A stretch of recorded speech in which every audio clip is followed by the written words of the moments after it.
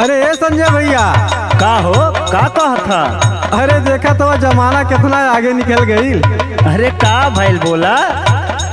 सुना बतावा तो ही। अरे तू तो मर्दे हरदम परेशानी में रहा था। बतावा बतावा सुनावा। गैया महरे ले मेहररुआ बिलहनवा से, गैया महरे ले मेहररुआ बिलहनवा से, गैया महरे ले मेहररुआ बिलहनवा से।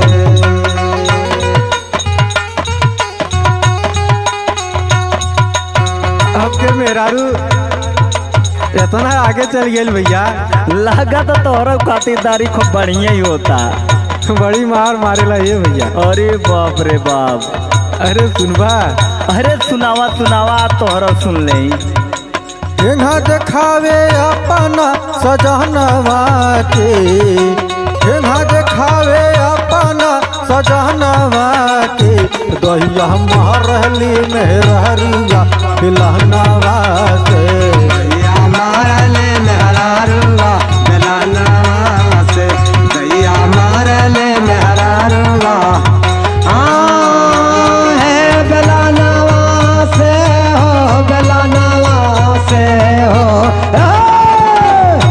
गैया महरे मेहररुआ बिलहनवा से, गैया महरे मेहररुआ बिलहनवा से। और हाँ बोला। शादी का के ही है तब लेकिन दिन रात फोरवे में लागल रहे। अरे कलयुग लागल बा। एक लड़कवा परेशान होके आपन बिरह बतावत बा। कैसे? कहत का बा? का कहता बतावा। बाल में हाई हमें ओकर हमके नाही जाने ले, हमके नाहे जान ले हो, हमके नाहे जान ले, हमके नाहे जान ले हो, हमके नाहे जान ले। हमारा से ज्यादा भैया दूसरा के मान ले, दूसरा के मान ले हो, दूसरा के मान ले, दूसरा के मान ले हो, दूसरा के मान ले। बाल में हाई हमें ओकर हमके नाही जाने ले, हमारा से ज्यादा भैया दूसरा के मान ले।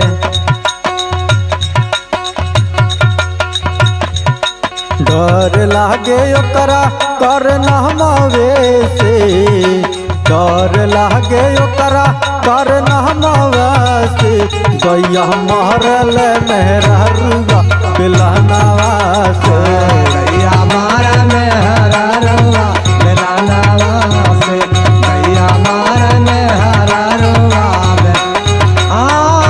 है बिलहनवा से हो, बिलहनवा से हो,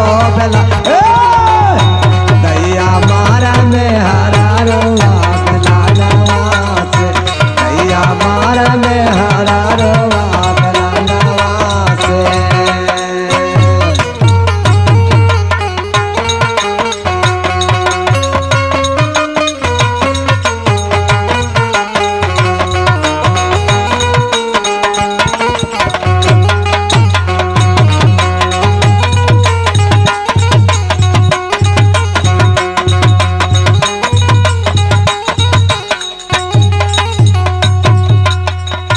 अपन बेचारा दुख बतावत बा।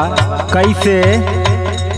कहत बा कि शादी तो कर ले बाटी, हाँ हाँ लेकिन हाँ। कैले ना कैले कोनो मतलब ना बाटे। ऐसन काहे कहत हुआ हो? कहत बा का कहता? गजब सिंगार कर भाई उता जमुके। धायले सजान के हो धायले सजान के, धायले सजान के हो धायले सजान के। मन हम बिगाड़ी जाला छुए न दिले हमके। छुअक दिले हमके हो छुअक दिले हमके, छुअक दिले हमके हो छुअक दिले हमके। गजब सिंगार करे भाई उता जमुके। महनवा बिगाड़ी जाला छुए न देला हमके। और कहत बाकी का कहता? शादी तो कैले हमसे बा, हाँ लेकिन ध्यान होकर कहीं और बा। अरे बाप रे बाप, का कहत बा ये संजय भैया? सुनावा। खेले पिंकू के तीरा छे नयनवा से। खेला पिंकू के तीरा छे नयनवा से। दैया महरल मेहरुआ पेलनवा से। दैया मार मेहरुआ पेलनवा से, दैया मार मेहरुआ